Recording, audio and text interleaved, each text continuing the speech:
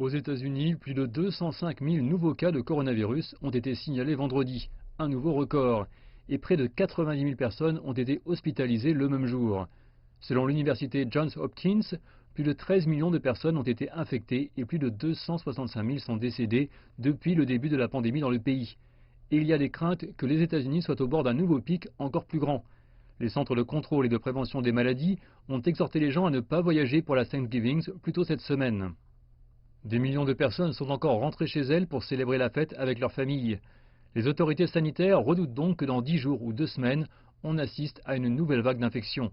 Face à cette nouvelle vague, différents États annoncent de nouvelles mesures. Le comté de Los Angeles, le plus peuplé des États-Unis avec plus de 10 millions d'habitants, a annoncé qu'il interdirait la plupart des rassemblements publics et privés.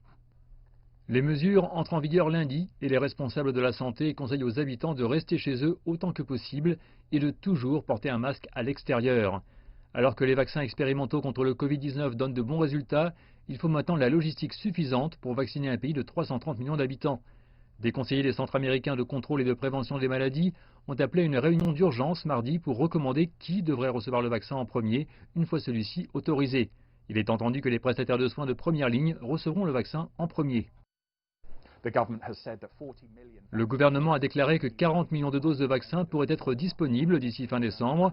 Le Wall Street Journal a rapporté que vendredi, United Airlines avait commencé à transporter le vaccin contre le Covid-19 de Pfizer pour une livraison rapide, anticipant l'approbation imminente de ce dernier.